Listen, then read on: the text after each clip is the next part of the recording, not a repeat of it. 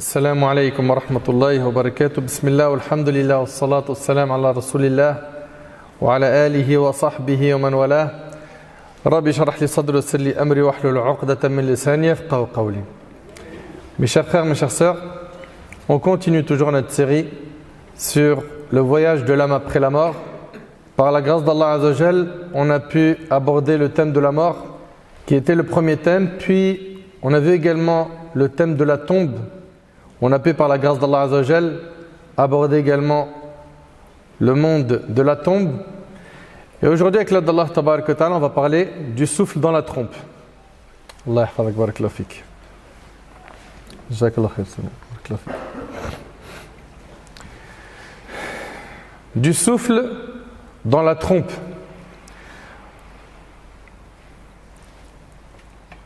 Pour ceux qui ne le savent pas, les petits signes de la fin des temps sont environ une centaine.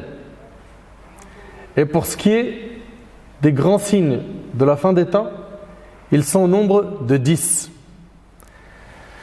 L'imam Muslim rahimahullah, il rapporte d'après Hudhayfa ibn Asid al-Ghifari radiyallahu anhu, qui a dit: le prophète alayhi salatu wassalam nous a vus pendant que nous faisions le rappel.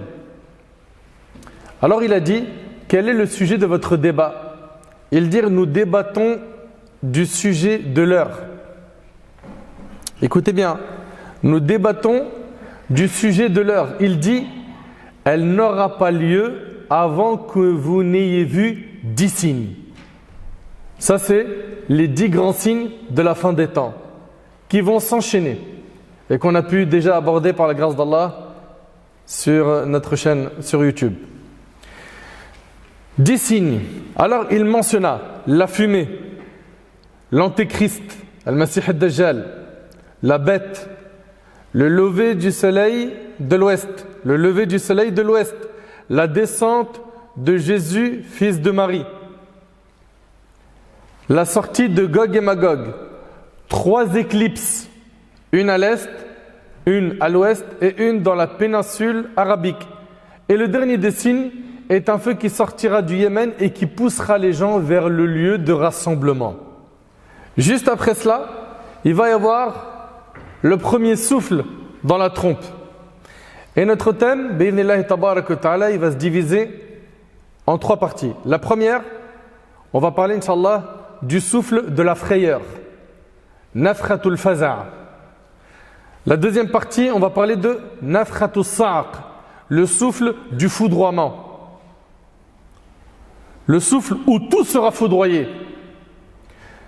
Puis, pour terminer, on parlera de nafkhatul ba'th, le souffle de la résurrection. Je vous demande donc d'être hyper attentifs. J'implore Allah Tabarak wa Ta'ala d'agréer nos actions, de nous accorder la sincérité, de nous accorder une bonne fin, qu'Allah Tabarak wa Ta'ala nous accorde d'avoir notre livre de la main droite le jour du jugement, qu'Allah nous mette en sécurité le jour du jugement, ce jour où certains seront humiliés, qu'Allah Tabarak wa Ta'ala alourdit notre balance de hasanat, qu'Allah Tabarak wa Ta'ala nous accorde d'entrer au paradis avec notre bien-aimé Muhammad sallallahu alayhi wa sallam. Mes chers frères, mes chères sœurs, il y a des questions qu'on doit se poser et qu'on doit clarifier. La première question, c'est: qu'est-ce que la trompe? Et qui va souffler dans la trompe? Ces questions-là, notre bien-aimé Muhammad sallallahu alayhi wa sallam y a répondu. Abdullah ibn Amr ibn al-As radiyallahu anhu an jami' as-sahaba a dit: un bédouin est venu vers le prophète sallam et a dit: qu'est-ce que la trompe?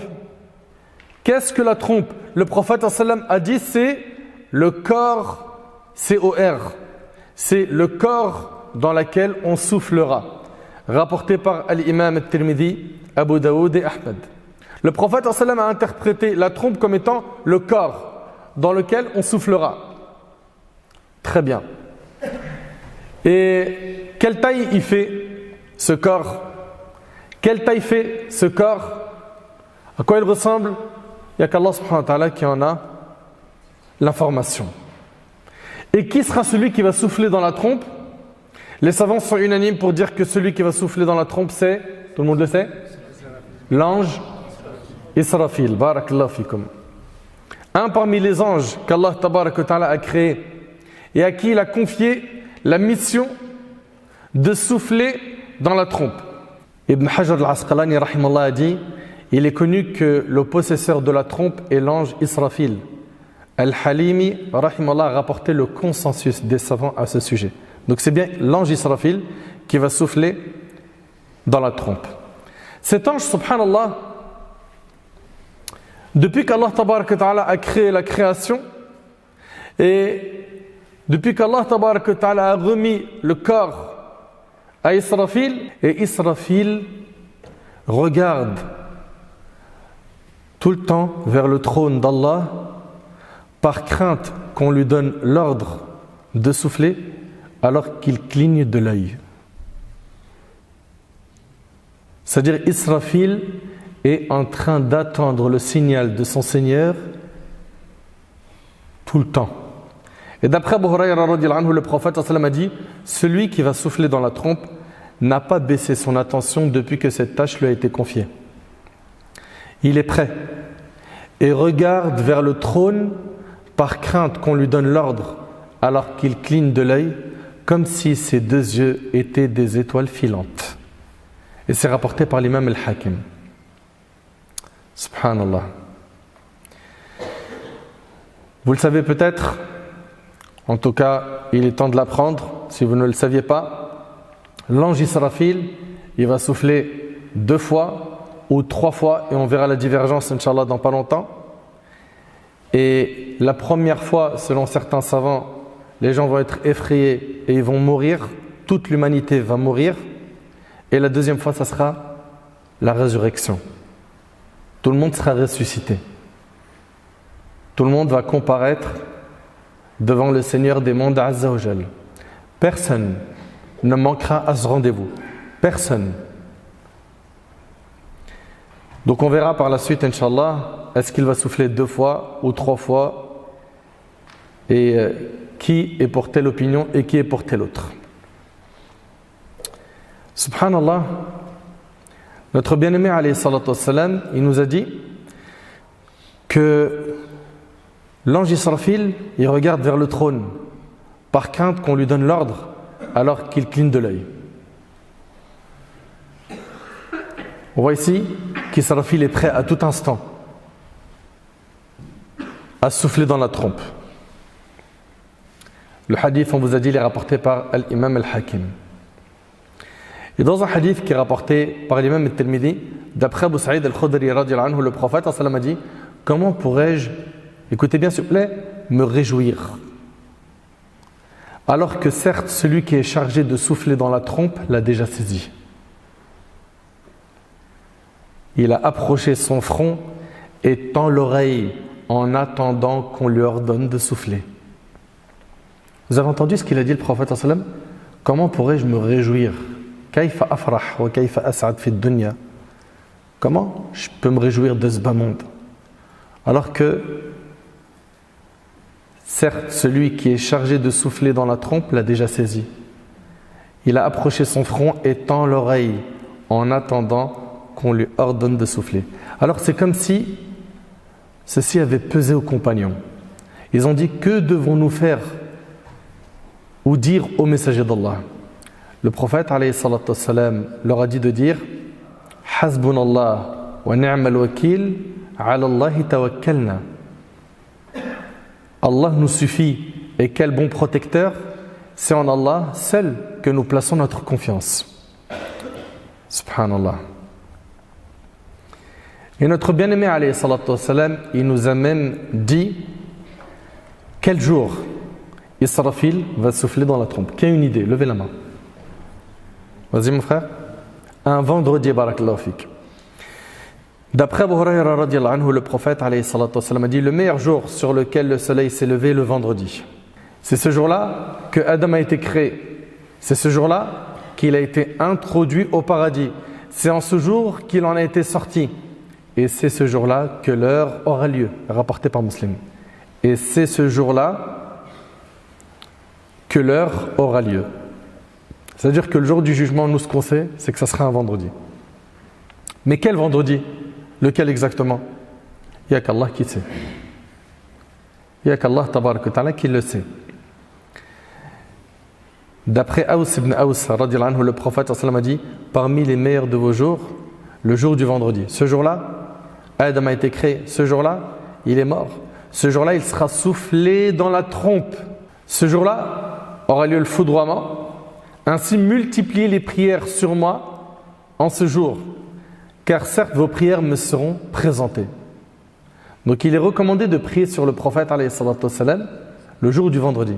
Allahumma salli wa sallim ala nabiyina Muhammad. Multipliez ça le jour du vendredi.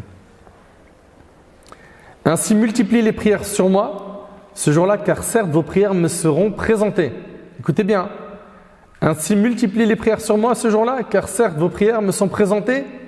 Ils ont dit, ô messager d'Allah, comment nos prières te seront présentées alors que ton corps sera décomposé?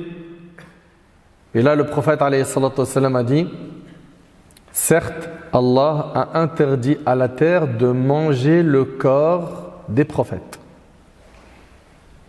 Certes, Allah a interdit à la terre de manger le corps des prophètes. Comprenez bien que la terre ne mange pas le corps des prophètes. Et ça, c'est une spécificité qu'ont les prophètes et certains.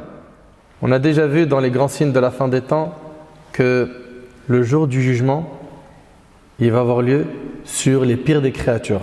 C'est-à-dire quoi? C'est-à-dire que l'heure n'arrivera alors qu'il ne restera sur terre que les pires des créatures. Les pieux, Allah tabaraka wa ta'ala, il fera qu'ils vont mourir avant.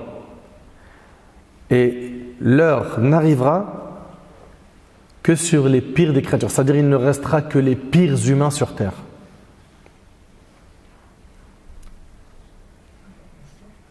Mes chers frères, mes chères sœurs, Allah tabaraka wa ta'ala va ordonner à Israfil de souffler une première fois. Ce souffle-là va effrayer tous ceux qui sont sur la surface de la terre. Allah tabaraka wa ta'ala, il dit وَيَوْمَ يُنْفَخُ فِي الصُّورِ فَفَزِعَ مَنْ فِي السَّمَاوَاتِ وَمَنْ فِي الْأَرْضِ إِلَّا مَنْ شَاءَ اللَّهُ وَكُلٌّ آتَوْهُ دَاخِرِينَ. Et le jour où l'on soufflera dans la trompe, tous ceux qui sont dans les cieux et ceux qui sont dans la terre seront effrayés, sauf ceux qu'Allah a voulu préserver. Et tous viendront à lui en s'humiliant. Ici, dans ce verset, on voit quoi? Écoutez bien, s'il vous plaît. On voit qu'Allah tabaraka wa ta'ala, il dit, et le jour où l'on soufflera dans la trompe, tous ceux qui sont dans les cieux et ceux qui sont dans la terre seront effrayés. Tout le monde va être effrayé. Le souffle, il va être puissant. Et on va avoir beaucoup de détails sur le moment du souffle. Juste soyez patients. Ici, ils vont tous être effrayés, sauf ceux qu'Allah a voulu préserver. Mais qui sont ces gens qu'Allah a voulu préserver? Qui sont l'exception à la règle? Allah, il nous dit à la fin du verset, et tous viendront à lui en s'humiliant. Taïb, concernant ce passage, sauf ceux qu'Allah a voulu préserver, ici, il a été dit qu'il s'agit des martyrs, ash-shuhada. C'est l'opinion d'Abu Hurayra, d'Ibn Abbas, de Saïd ibn Jubayr. La deuxième opinion, c'est celle de Muqatil parmi nos pieux prédécesseurs. Il a dit qu'il s'agit de Jibril, Mikaïl, Israfil, l'ange de la mort. Puis après, Allah subhanahu wa ta'ala les fera mourir. La troisième opinion, elle dit annahum alladhina fil jannah, ceux qui seront donc préservés de ce souffle d'effrayement, c'est ceux qui sont déjà au paradis. Comme qui? Comme Hur al-Ain. Et ceux qui sont déjà en enfer, car nous le savons que le paradis et l'enfer existent déjà. Ils existent déjà et qu'ils sont éternels. Il a été dit que parmi les exceptions, il y a aussi le prophète Moussa alayhi salam. Très bien. L'imam al-Qurtubi rahimahullah, l'auteur de Tafkira, a dit, notre cheikh Abu al-Abbas a dit, la vérité est, écoutez bien s'il vous plaît, qu'il n'existe pas de hadith authentique qui soit venu déterminer ceux qu'Allah épargnera du foudroiement, donc tout est probable. Ça peut être le cas 1 qu'on a vu, à savoir les martyrs, ça peut être les anges, ça peut être ceux qui sont déjà au paradis, etc., etc. Voilà, l'imam al-Qurtubi rahimahullah dit, donc tout est probable. Parfait. J'aimerais, s'il vous plaît, barakallahu fikum, que vous essayez de vivre les textes qu'on va aborder, que vous essayez d'imaginer à quel point ce moment va être très très difficile pour l'humanité. Et comment en serait-il autrement alors que ce soleil qui illumine, ce soleil qui a énormément de bienfaits, le soleil sera obscurci. Il n'illuminera plus. Est-ce que ça se limite à cela? Non. Les étoiles tomberont. Les montagnes seront réduites en poussière. Subhanallah. Les mers entreront en ébullition jusqu'à devenir un feu. Mais ça, c'est quand? C'est quand? Oui?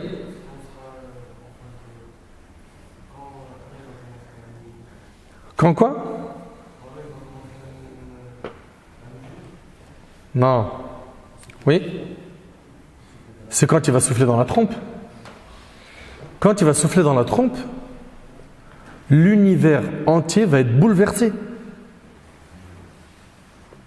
L'univers entier va être bouleversé. Les montagnes seront pulvérisées, laissant la terre totalement plane et nue. Allah tabarak wa ta'ala nous dit إِذَا زُلْزِلَتِ الْأَرْضُ زِلْزَالَهَا وَأَخْرَجَتِ الْأَرْضُ أَثْقَالَهَا. Lorsque la terre sera secouée par son plus violent séisme, qui annoncera l'avènement de l'heure. C'est-à-dire que l'humanité entière, c'est-à-dire qu'à ce moment-là, ceux qui sont encore en vie, ils vont être plus que choqués de voir à quel point la terre entière tremble et que la terre rejettera les fardeaux. C'est-à-dire que la terre, elle va rejeter les corps qui étaient en son sein. Je ne sais pas si tu imagines. Allahu Akbar. Et que la terre rejettera les fardeaux de corps et métaux précieux. Les corps qu'elle porte en elle. Et que l'homme inquiet dira: qu'a-t-elle donc? Mais qu'est-ce qu'elle a la terre? Pourquoi elle tremble comme ça? En ce jour, elle dira ce qu'elle sait. Yawma idhin tuhaddithu akhbaraha. La terre, elle va témoigner contre ceux qui ont fait du tort. Un tel, il a fait telle et telle désobéissance sur mon dos. Un tel, il a fait telle et telle chose. En ce jour, elle dira ce qu'elle sait des œuvres commises à sa surface par les hommes, conformément à ce que ton Seigneur lui ordonnera. En ce jour, les hommes reviendront du jugement par groupes distincts, afin qu'on leur montre leur rétribution pour leurs œuvres. Quiconque aura accompli le bien, fût-ce du poids d'un atome, le verra, et quiconque aura commis le mal, fût-ce du poids d'un atome, le verra. Et le prophète sallam a dit dans le hadith, qui est rapporté par l'imam al-Tirmidhi selon Abdullah ibn Omar, ce hadith-là, franchement, il est vraiment à méditer. Le prophète sallam, il a dit: celui qui veut voir le jour du jugement, comme s'il le voyait de ses propres yeux, tu veux ça? Vous voulez ça? Vous voulez voir le jour du jugement comme si vous le voyez de vos propres yeux? Qu'il lise إذا الشمس كورت وليقرأ إذا السماء انفطرت وليقرأ إذا السماء انشقت. Qu'il lise quand le soleil sera enroulé. Donc sourate At-Takwir. Et également quand le ciel se fendra et quand le ciel se déchirera. Et c'est rapporté par l'imam al-Tirmidhi. Et vous avez compris qu'il s'agit ici de quoi? De 3 sourates. N'est-ce pas? Très bien. Voyons déjà ce que nous dit notre Seigneur Azza wa Jal dans Sourate At-Takwir. Idha shamsu kuwirat. Allah Ta'ala il nous dit: lorsque le soleil sera enroulé, obscurci et jeté en enfer. Ça, c'est les opinions qui nous ont été rapportées par nos pieux prédécesseurs. Ibn Abbas radiyallahu anhu a dit, il signifie, donc ici par kuwirat, que sa lumière disparaîtra et qu'il deviendra sombre. Allahu Akbar. Déjà, t'imagines que le soleil devient sombre. Et Cheikh Al-Uthaymin, rahimallah, il a dit: au jour de la résurrection, Allah jettera le soleil en enfer pour révulser ceux qui l'adoraient. Allahu Akbar. Ce soleil qui illumine la terre va s'éteindre. Allahu Akbar. Wa idha an-nujumu kadarat. Le deuxième verset de Surat At-Takwir est que les étoiles tomberont. Et que les étoiles tomberont. Il a été rapporté par Ibn Abbas, il signifie perdre sa lumière. In kadara, dans le verset, pour Ibn Abbas, c'est que les étoiles vont perdre de leur lumière. Selon Ibn Khaytham, c'est-à-dire se désintégrer. Selon Qatada, c'est-à-dire tomber. C'est-à-dire quoi? C'est-à-dire que les étoiles vont tomber. Wa idhal jibalu suyirat. Et les montagnes mises en marche, elles quitteront leur emplacement et seront pulvérisées, laissant la terre totalement plane et nue. Et ça c'est dans le Coran. Allah tabarak wa ta'ala il dit wa yas'alunaka 'anil jibal faqul yansifuha rabbi nasfa fayadharuha qa'an safsafa la tara fiha 'iwajan wala amta. Et il t'interroge au sujet des montagnes. Dis, mon Seigneur les dispersera comme la poussière et les laissera comme une plaine dénudée dans laquelle tu ne verras ni tortuosité ni dépression. Allahu Akbar. Même les montagnes, elles seront réduites en poussière. Wa idha al-'isharu 'uttilat. On est toujours dans Surat At-Takwir, dans le 4e verset. Rappelez-vous que le prophète sallallahu alayhi wa sallam a dit, celui qui veut voir le jour du jugement comme s'il le voyait de ses propres yeux, qu'il lise إذا الشمس كورت إذا السماء انفطرت et إذا السماء انشقت. Donc là on est dans le 4e verset de Surat At-Takwir. Puis après on verra les deux autres sourates. وإذا العشار عطلت. Et les chamelles à terme négligées. Que veut dire et les chamelles à terme négligées? Ici Allah tabaraka wa ta'ala désigne les chamelles enceintes de 10 mois et sur le point de mettre bas. Elles constituaient alors un bien des plus précieux pour eux. Pour les Arabes, les chamelles, c'était parmi les meilleurs biens. Ils les délaisseront à ce moment-là. Tant ils seront préoccupés par leur propre sort. Tellement le tremblement de terre qui va annoncer le jour du jugement est terrible. Personne ne va accorder de la valeur à l'argent, au matériel, à sa richesse, à son grand poste. Non, ce moment-là, il est tellement effrayant, tellement inquiétant que ce bas monde, il ne vaudra plus rien aux yeux de l'humanité. Allahu Akbar. Wa idha al-wuhushu hushirat, 5e verset de Surat At-Takwir. Et les bêtes farouches rassemblées. Subhanallah, les bêtes féroces seront avec des bêtes non féroces rassemblées sans que personne ne calcule personne. C'est tellement puissant que même l'animal féroce ne pensera même pas attaquer une autre bête. Je ne sais pas si vous réalisez.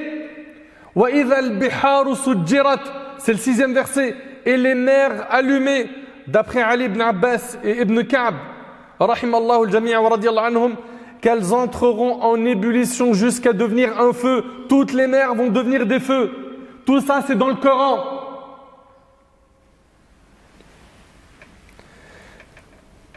Allahu Akbar. Wa idha an-nufus zuwijat.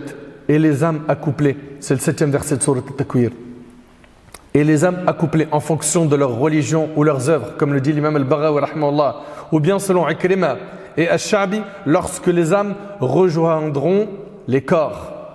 Wa idha al-maw'udatu su'ilat bi ayyi dhanbin qutilat.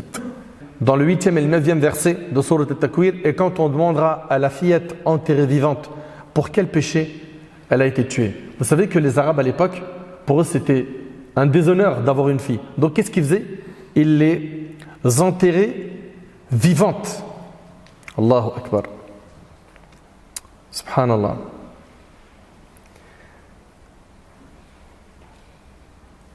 Wa idha as-suhufu nushirat. Et quand les feuilles seront déployées. Ça c'est le 10e verset de Surat At-Takwir. C'est-à-dire celles où sont consignés les actes des gens et où les anges auront inscrit à ce qu'ils ont fait de bien et de mal. Donc, les feuilles vont être déployées. C'est-à-dire que ton registre il va être déployé. Elles sont repliées lorsqu'ils meurent et dépliées pour la résurrection. Allahu Akbar. Allahu Akbar. Chaque individu verra ce qui est écrit dans les feuilles. Et certains diront, malheur à nous, qu'a donc ce livre? Il n'est rien de petit ou de grand, sans qu'il l'ait enregistré. Il y en a qui vont dire ça le jour du jugement. Mais qu'est-ce qu'il a ce livre? Tout ce que j'ai fait de petit et de grand, il y est inscrit. Est-ce qu'on y réfléchit ça? On réfléchit à nos péchés quand on est seul, quand tu es en roue libre sur ton smartphone, dans ta chambre, à l'abri du regard des parents, de madame, de ton épouse, il n'y a personne autour de toi, et c'est parti pour que je regarde du haram, que j'écoute du haram, et que, allez, tout le monde drague, nous aussi on va draguer. Tout le monde touche au paris sportif, pourquoi pas moi? Travaille et gagne l'argent avec la sueur de ton front comme un bonhomme. Même si tu vas gagner peu comparé à ceux qui gagnent beaucoup, qui brassent large. Mais n'oublie pas que cette vie c'est éphémère. Lui il va percer dans son langage sur terre, mais pour combien de temps? Qui parmi ceux qui ont pris l'autoroute du haram, ils ont réussi sur tout le chemin? À un moment donné, il est rattrapé par des foudres d'épreuves. Si ce n'est pas la prison, il se mange une balle. Si ce n'est pas ça, il est recherché, il ne peut plus rester en France. Il a des problèmes avec un tel, avec un tel, avec un tel. Mais est-ce que tu penses que le haram, ça n'a pas de conséquences brûlantes? Donc ceux qui gravitent autour du haram, sachez une chose, c'est que le prophète nous a mis en garde contre le fait de tourner autour du haram. Je ne parle pas d'être dedans. Parce qu'il y en a certains qui disent, moi, t'as vu, j'ai pas forniqué, mais voilà, de temps en temps, on se lâche un peu sur le net. On est jeune, tu connais la jeunesse, on aime bien dahak. Et puis il n'y a rien, on connaît nos limites, ça va, on est des bons musulmans quand même. Shaitan, il va pas m'arnaquer moi. Ah ouais, il y en a plein, ils ont dit comme toi. Plein. Ils ont fini dans le trou du péché. Donc voilà, Shaitan il est là, il est en train de les cuisiner à petit feu. Et qu'est-ce qu'ils font?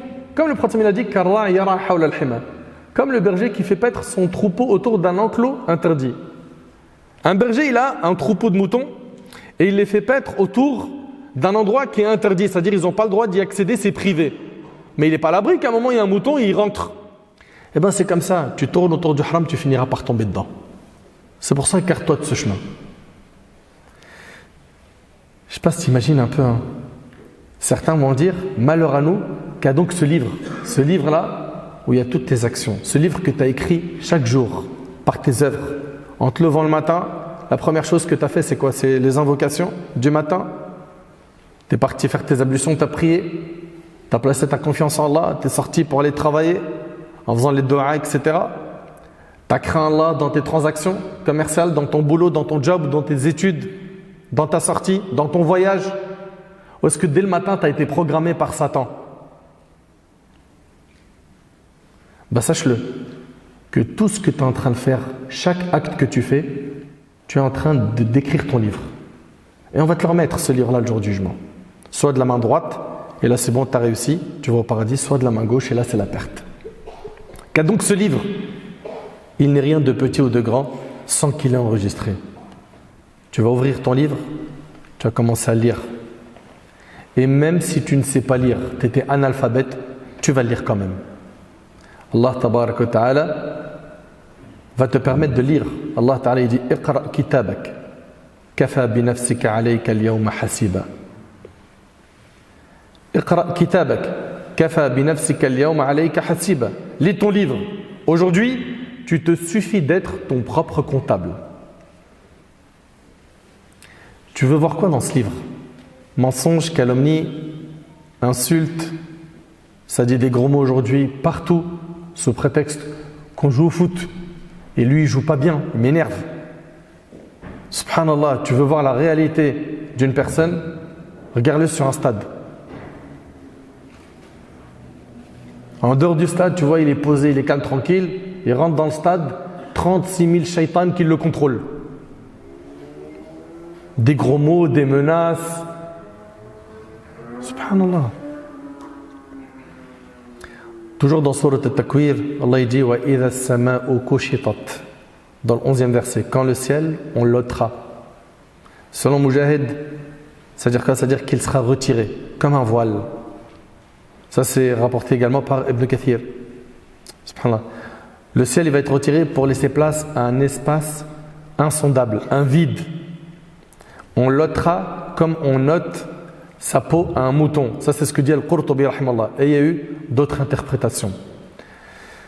وَإِذَا الْجَحِيمُ صُعِرَتْ et la fournaise attisée. Subhanallah. Allah tabarak wa ta'ala va préparer le feu. Et le feu va parler. يَوْمَ نَقُولُ لِجَهَنَّمْ هَلِ امْتَلَأْتِ وَتَقُولُ هَلْ مِن مَزِيدٍ. Le jour où on dira à l'enfer, es-tu plein? Et il dira, y a-t-il encore, ya Allah, que tu veux rajouter? Est-ce que tu veux rajouter encore, ya Allah? وَإِذَا الْجَنَّةُ أُزْلِفَتْ et le paradis rapproché. Ça c'est le 13e verset. Le paradis, il va être rapproché pour accueillir les croyants, les pieux. عَلِمَتْ نَفْسٌ مَا أَحْضَرَتْ. Chaque âme saura ce qu'elle a présenté. Le jour du jugement, on va te remettre ton livre. Chaque âme saura ce qu'elle a présenté. La perverse et la vertueuse saura ce qu'elle a présenté, ce qu'elle a mérité. Et dans sourate Al-Infitar, rappelez-vous, c'est la deuxième sourate, le prophète il a dit, celui qui veut voir le jour du jugement, vous vous rappelez, de ses yeux qui lisent. Eh bien, la deuxième sourate qui parle également avec détail de ces scènes, c'est sourate Al-Infitar, la fissure. Allah Ta'ala il dit, إِذَا السَّمَاءُ انْفَطَرَتْ lorsque le ciel se fendra pour laisser descendre les anges, comme le dit l'imam Al-Qurtubi rahimahullah. وَإِذَا الْكَوَاكِبُ انْتَثَرَتْ les étoiles tomberont. Subhanallah. Les étoiles tomberont. Et Ibn Abbas il dit, c'est-à-dire que leur lumière aura disparu. وَإِذَا الْبِحَارُ فُجِّرَتْ lorsque les mers se mêleront, que les eaux douces et salées ne formeront plus qu'une seule mer. وَإِذَا الْقُبُورُ بُعْثِرَتْ lorsque les tombes refouleront ce qu'elles recèlent de corps et de trésors. Les tombes vont rejeter ce qu'elles avaient à l'intérieur d'elles. عَلِمَتْ نَفْسٌ مَا قَدَّمَتْ وَأَخَّرَتْ toute âme saura alors ce qu'elle a accompli de son vivant, de bien et de mal. Ça c'est ce qu'a dit At-Tabari rahimahullah. Et ça c'est un parmi les tafasirs qui ont été cités. Ensuite, rappelez-vous qu'il y avait 3 passages dans le Coran que le prophète sallam a évoqué quand il a dit celui qui veut voir le jour du jugement de ses yeux, qu'il lise. Et bien maintenant on arrive au 3e passage qui est Al-Inshiqaq, la sourate, la déchirure. Allah Ta'ala dit إِذَا السَّمَاءُ انشَقَّتْ quand le ciel se déchirera. وَأَذِنَتْ لِرَبِّهَا وَحُقَّتْ il aura écouté son Seigneur comme il lui incombe. Allahu Akbar. وَإِذَا الْأَرْضُ مُدَّتْ lorsque la terre on l'étendra comme un tapis. وَأَلْقَتْ مَا فِيهَا وَتَخَلَّتْ qu'elle aura expulsé ce qu'elle recèle de corps et de trésors. Allahu Akbar. Mon frère ainsi que toi ma soeur, je pense que maintenant chacun est en train de prendre conscience que jour ça va être un jour difficile. Le jour où Israfil il va souffler dans la trompe. Et puis, à ton avis, ces gens-là, quand ils vont sortir de leur tombe, c'est quoi leur préoccupation? Allah tabaraka wa ta'ala il nous dit لِكُلِّ امْرِئٍ مِّنْهُمْ يَوْمَئِذٍ شَأْنُ يُغْنِيهِ car chacun de ce jour-là aura son propre cas pour l'occuper. Chacun sera soucieux de son sort. Je vais aller où moi? Est-ce que j'ai fait assez de bonnes actions? Est-ce qu'Allah va me faire miséricorde?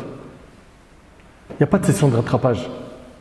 Il n'y a pas d'avocat. Il n'y a personne qui peut m'aider. C'est moi et mes actes. On sera où nous après la mort? Quand on sera ressuscité, est-ce qu'on sera dans la panique totale ou est-ce qu'on sera rassuré? Méditez avec moi s'il vous plaît sur ces versets. Allah tabaraka wa ta'ala il nous parle du tremblement de terre qui va venir avant le jour du jugement. Il nous dit Azza wa Jal dans Sourate Al-Hajj dans les 2 premiers versets Ya ayuhan nas ittaqu rabbakum inna zalzalata as-sa'ati shay'un 'azim yawma tarawnaha tadhhalu kullu murdi'atin 'amma arda'at وتضع كل ذات حمل حملها وترى الناس سكارى وما هم بسكارى ولكن عذاب الله شديد. Ô hommes, craignez votre Seigneur. Le séisme qui précédera l'heure est une chose terrible. Le jour où vous le verrez, toute nourrice oubliera ce qu'elle allaitait. Est-ce qu'on réalise qu'une maman va oublier son nourrisson? Pour qu'elle en oublie son nourrisson, c'est qu'il y a quelque chose de très grave qui a occupé son esprit. Toute nourrice oubliera ce qu'elle allaitait. Et toute femme enceinte avortera de ce qu'elle portait. Tellement la peur elle est forte, celle qui est enceinte, elle va avorter. C'est pour vous montrer à quel point ce jour-là est terrible. Et Allah il nous dit, et tu verras les gens ivres alors qu'ils ne le sont pas, mais le châtiment d'Allah est dur. Et j'aimerais que vous méditiez avec moi ce verset qui, Wallahi al-Azim, qu'est-ce qu'il est fort. وَلَا تَحْسَبَنَّ اللَّهَ غَافِلًا عَمَّا يَعْمَلُ الظَّالِمُونَ إِنَّمَا نُؤَخِّرُهُمْ لِيَوْمٍ تَشْخَصُ فِيهِ الْأَبْصَارُ مُهْطِعِينَ مُقْنِعِي رُؤُوسِهِمْ لا يرتد إليهم طرفهم وأفئدتهم هواء. Ça veut dire quoi ça? Allah Azza wa Jalla dit, et ne pense point qu'Allah soit inattentif à ce que font les injustes. Il leur accorde un délai jusqu'au jour où leurs regards se figeront. Ils courront, suppliant, levant la tête, les yeux terrifiés et les cœurs vides. Et les cœurs vides. Mais ça veut dire quoi les cœurs vides? Écoutez bien s'il vous plaît. Et les cœurs vides.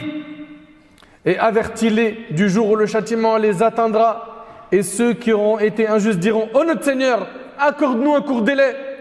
Si seulement on pouvait revenir sur terre, faire le bien, t'adorer, prier, jeûner, sortir cette zakat qu'on n'a pas sortie, accorde-nous un court délai. Nous répondrons à ton appel et suivrons les messagers. Est-ce que vous vous êtes arrêté sur ce passage où Allah Tabarak wa Ta'ala dit wa af'idatuhum hawa, les cœurs vides? Ça veut dire quoi ça? Mais ils sont où les cœurs? Les cœurs vont quitter leur emplacement tellement ce jour est terrible. Comment ça mon frère Nader? C'est écrit où ça? C'est où? Écoute, Allah Ta'ala il dit dans Surat Ghafir dans le verset 18 wa anzirhum yawm al-azifati idhil qulub lada al-hanajir. Allahu Akbar. Et avertis-les du jour qui approche, le jour du jugement, quand les cœurs remonteront aux gorges. Vous entendez? Ça c'est dans le Coran. Quand les cœurs remonteront aux gorges, terrifiés, les injustes n'auront ni amis zélés, ni intercesseurs. Écoutez, Allahu Akbar. Le cœur va quitter son emplacement tellement la panique est immense. C'est un moment tellement puissant que le cœur va se déplacer, il va sortir de son emplacement pour arriver aux gorges. Es-tu conscient que le cœur, il va arriver où? Aux gorges, subhanallah. C'est pour ça qu'Allah Tabarak wa Ta'ala a dit les cœurs vides dans l'autre verset. وَأَنذِرْهُمْ يَوْمَ الْآزِفَةِ إِذِ الْقُلُوبُ لَدَى الْحَنَاجِرِ كَاظِمِينَ مَا لِلظَّالِمِينَ مِنْ حَمِيمٍ وَلَا شَفِيعٍ يُطَاعٍ. Et avertis-les du jour qui approche, quand les cœurs remonteront aux gorges terrifiées, les injustes n'auront ni amis zélés, ni intercesseurs écoutés. Je pense qu'on commence à tous réaliser que ce jour-là, c'est un jour terrible et effrayant. Et il va y avoir le souffle du foudroiement. On a parlé du souffle de la frayeur. Maintenant, on va parler du souffle du foudroiement.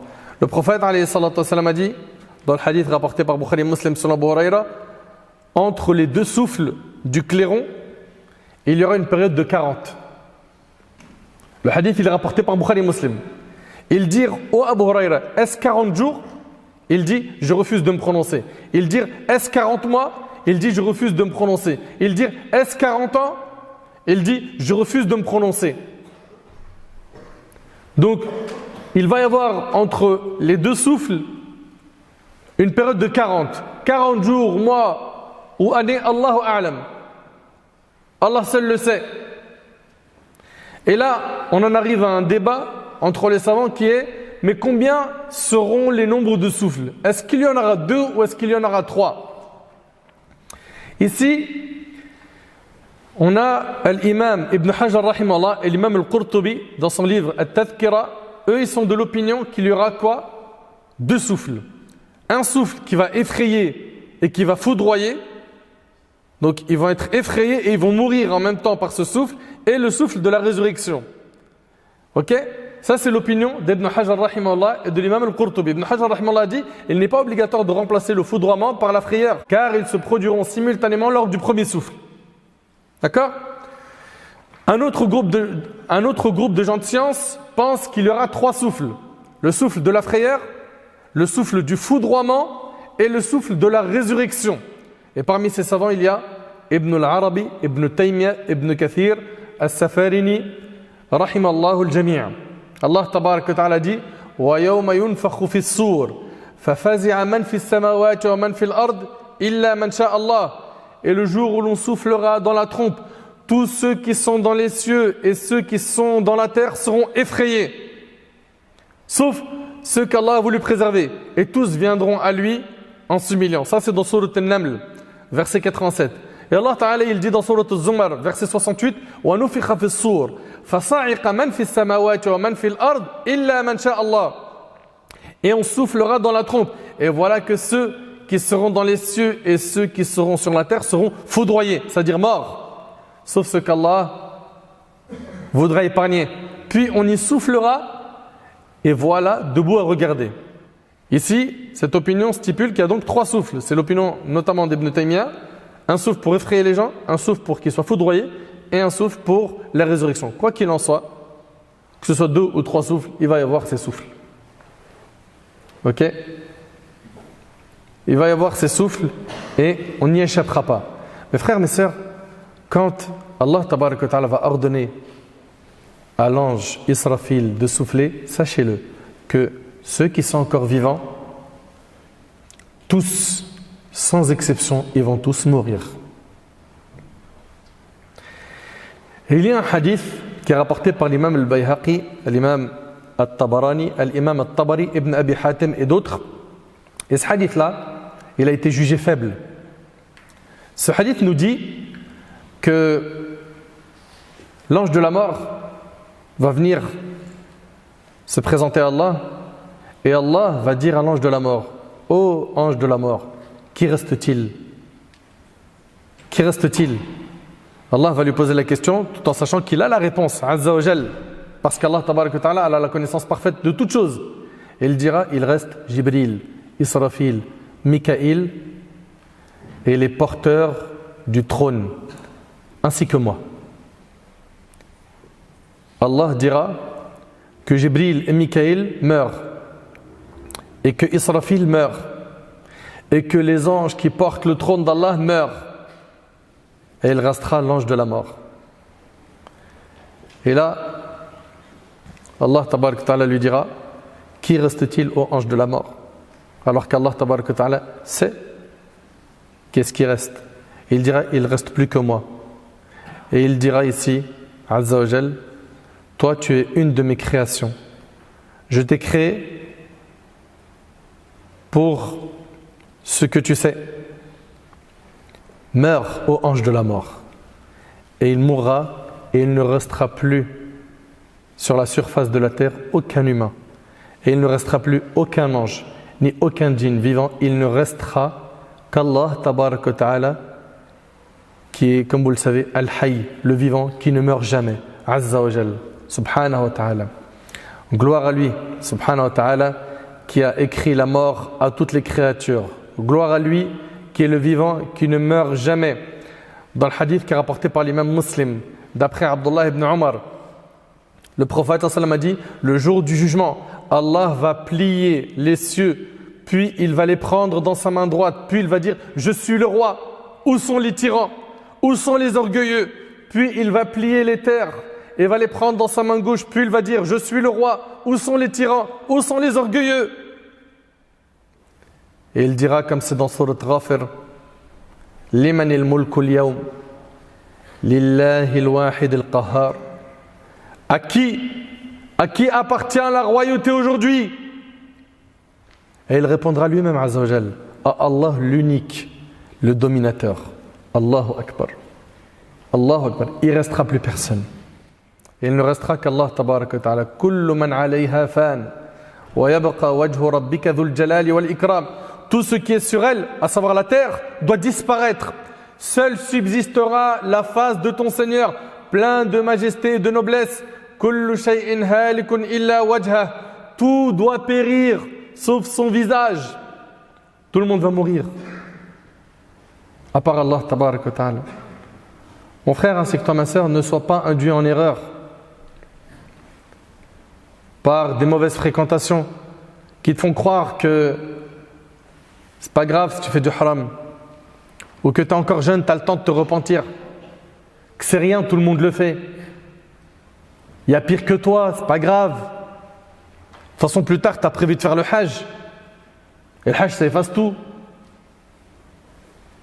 Ne te fais pas avoir par ces gens-là.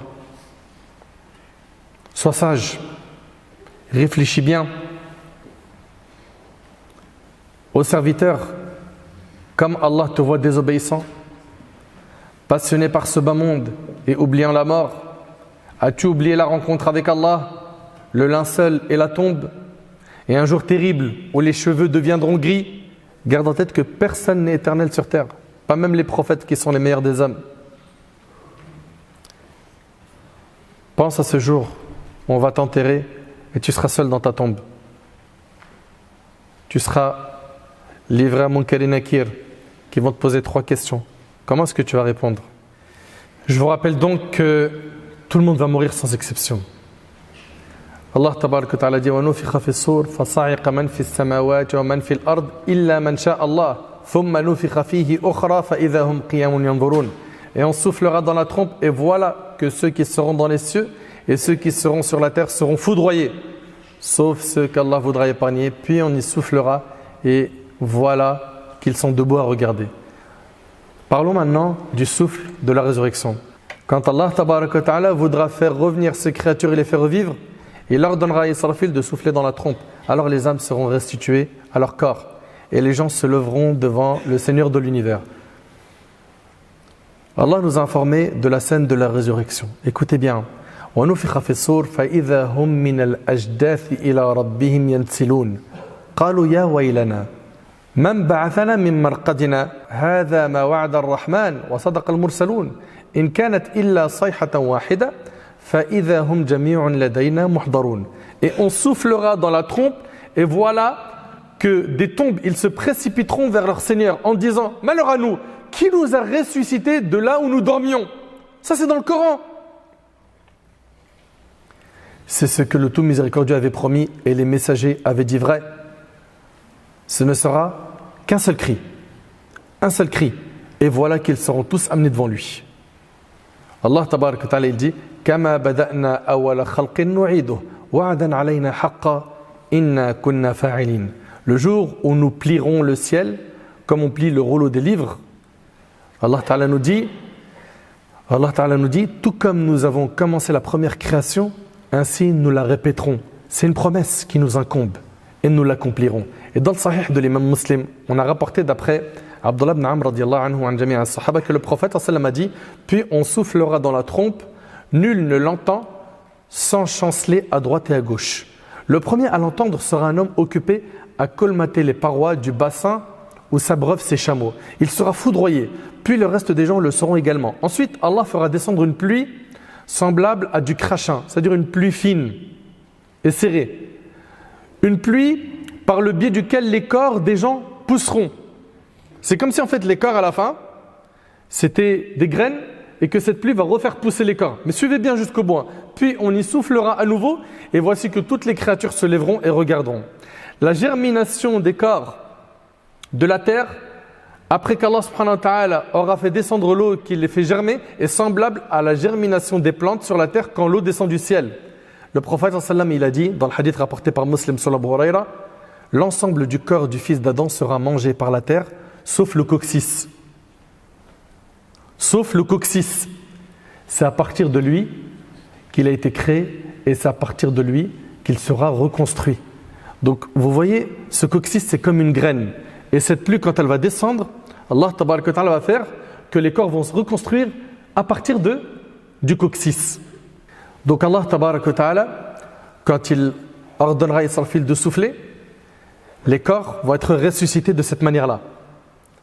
Et peu importe que la personne ait été noyée, ou qu'elle soit morte brûlée, ou sous des décombres, tout le monde, sans exception, sera ressuscité par Allah tabaraka wa ta'ala et sera présenté au Seigneur des mondes pour le jugement. Ensuite, il nous reste à voir qui sera la première personne à être ressuscitée.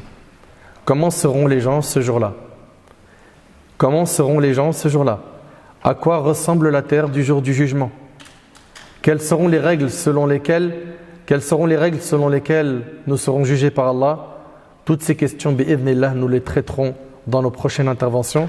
J'implore Allah tabaraka wa ta'ala de nous accorder une bonne fin. J'implore Allah tabaraka wa ta'ala de nous accorder un repentir sincère avant de mourir. J'implore Allah tabaraka wa ta'ala de nous aider à nous réformer.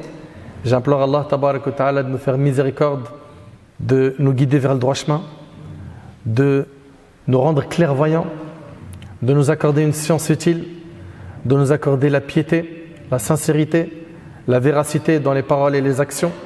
On implore Allah tabaraka wa ta'ala de faire de ce jour, le jour de sa rencontre, un jour de joie et non un jour d'humiliation. On implore Allah tabaraka wa ta'ala de faire que notre livre nous soit remis de la main droite. Sallallahu subhanahu wa ta'ala yanfa'ni bima qultu wa yanfa'akum bima sami'tum.